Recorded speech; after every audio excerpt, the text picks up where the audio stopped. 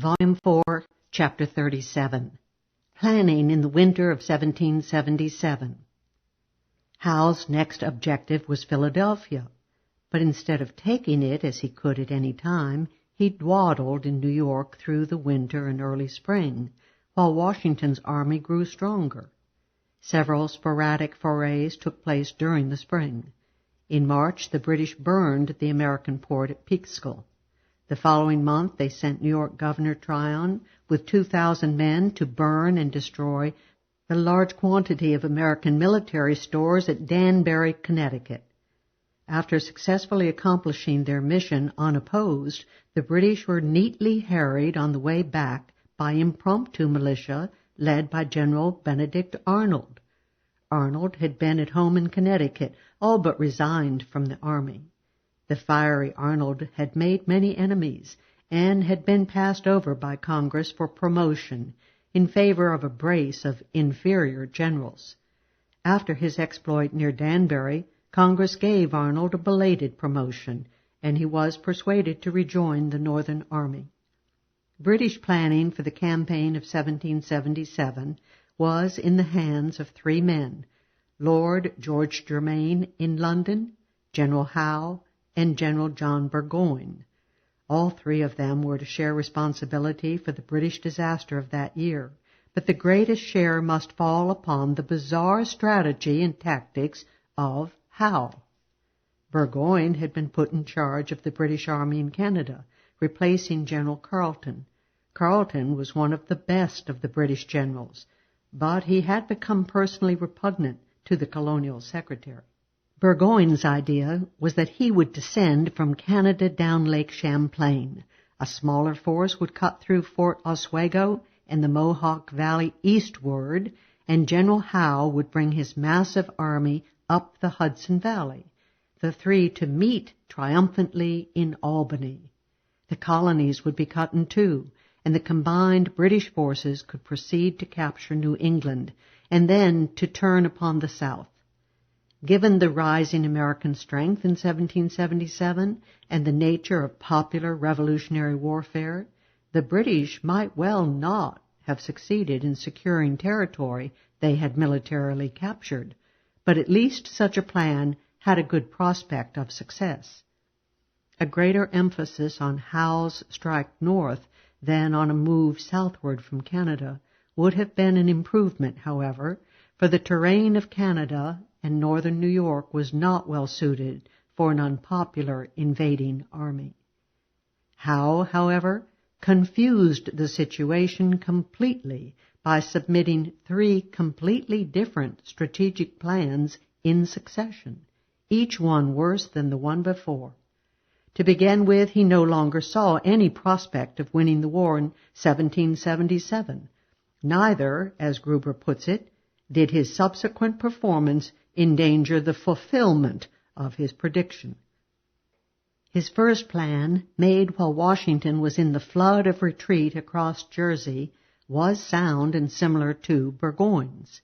The key was that Howe would take 10,000 troops up the Hudson to join Burgoyne in Albany. Rhode Island would then be used as a base to strike at New England, and then they would march southward to victory. Soon after, even before Trenton, when the military situation had not yet changed, he submitted a radically different and much poorer plan, to take the bulk of his army to capture Philadelphia. Only 3,000 troops would be stationed in the lower Hudson Valley to assist Burgoyne.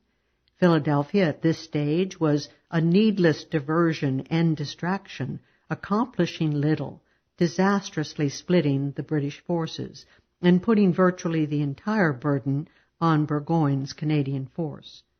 Apart from his political views, which were probably treasonable, Howe was bemused by the chimera of innumerable Pennsylvania Tories arriving to greet him, a chimera fostered in all good faith by Galloway, the Allens, and the other eager Tory emigres in the British camp. In April, he submitted a third and even worse plan. Now there would not even be 3,000 men to assist Burgoyne. Moreover, Howe would put his army to sea to invade Philadelphia by the circuitous route of the Chesapeake Bay.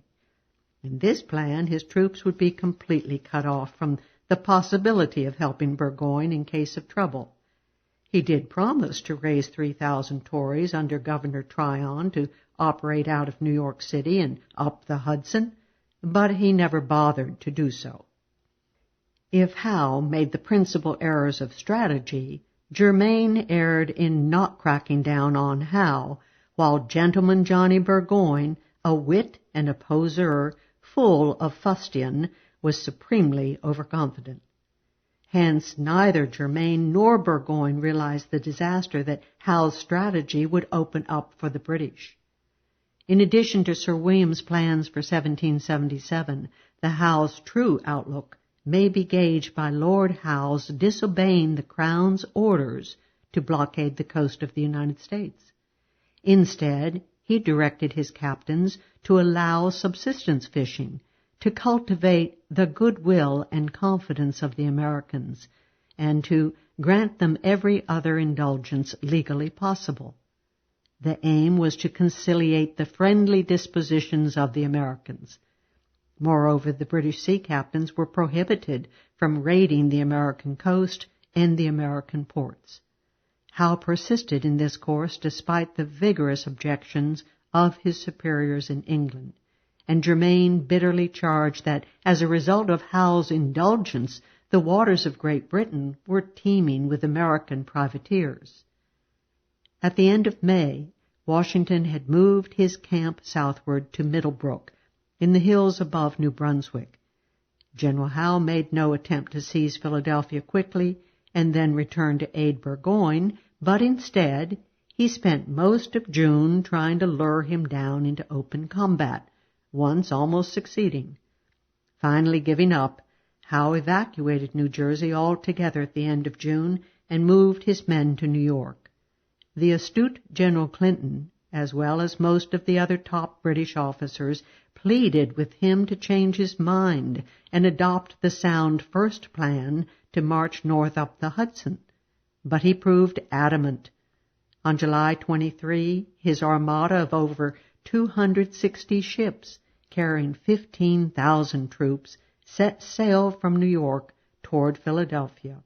The enraged Clinton was left in New York City with 7,000 men, of whom half were American Tories, a force barely large enough to defend the city, let alone move north to aid Burgoyne's army in the north. Burgoyne was left to fend for himself.